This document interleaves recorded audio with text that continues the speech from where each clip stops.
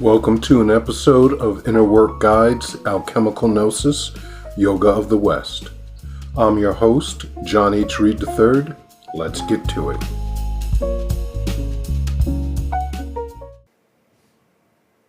Not Broken, Part 2. Our work, then, is clearing away the untruth about who and what we are. Again, these untruths are what causes so much frustration and pain in life. Most of what we believe about ourselves, the sins of perception, are accepted not as second nature, but as our undisputed true nature. They are well ingrained and inculcated firmly into our psyche or into what Hermetic terminology would portray as the murky waters of the deep. In this regard, our work is to draw forth from the waters these misconceptions, so that they might be exposed to the light in order to gain understanding about them. This brings us to another story from Judeo-Christian mythology. The name of this traveler in our next mythological story is Moses, and his name oddly enough means to pull out or draw out of the water. Moses was raised in the house of the Pharaoh, a privileged life to say the least. In Pharaoh's house, he learned the truth about himself and was, by all accounts, an exceptional young prince, master of himself in the temple, on the battlefield, and in all other aspects of life.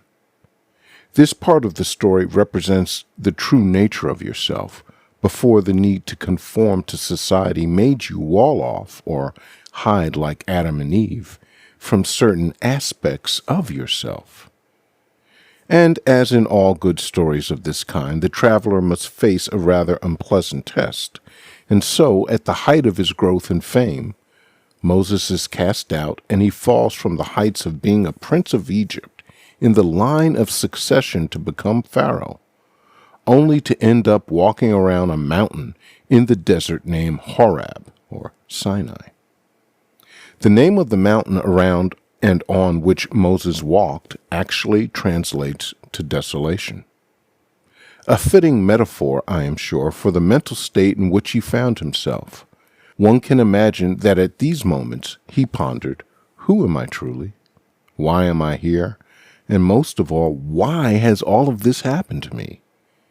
These questions would have burned at him incessantly, and with no respite from such mental torment, he would have felt like a bush that was burning, but that was not being consumed.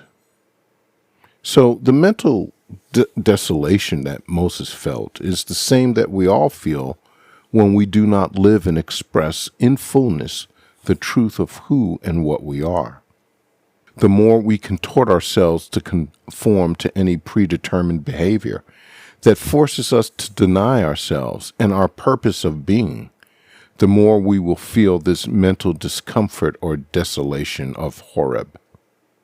These inner burning bushes are there for no other reason than to draw our attention to the truth at the center of the flame.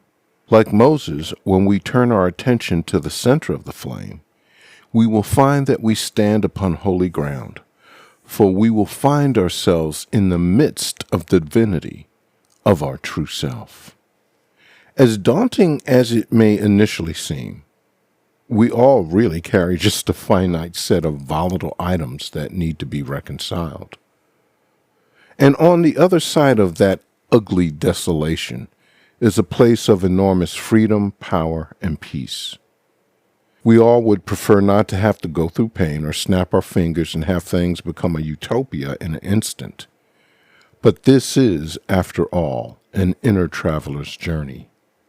Like all such mythical journeys, the traveler must be tested by looking into the well of the soul, which, to say the least, is frightening and uncomfortable. Remember, most of the terror is a result of an ingrained erroneous perception which it is your quest to draw out and transmute. Remember in Star Wars, New Hope, that was The Empire Strikes Back. Remember when Yoda asked Luke, "Are you afraid?" And our brave young ignorant Padawan replied, "I'm not afraid." Yoda replied gravely, "You will be. You will be." Traveler, you have to ask yourself, what is most important to you? Do you prefer the comfortable ignorance which has long been spoon-fed to you? Perhaps you are enticed by pretty lies and illusions of volatile transformation without much effort. Or do you hunger and thirst after the peace of a fixed freedom? If the latter, ask yourself, what are you willing to do? What terrors will you face and seek to understand to attain said freedom? Remember, comfort is not truth, but comfort lies within truth and within the freedom it brings. Thank you for listening to this episode of Inner Work Guides Alchemical Gnosis, Yoga of the West. Don't forget to follow or subscribe. Visit our website at www.innergarden.org. For more information about Hermetic training in practical laboratory alchemy or inner work, write to info@innergarden.org.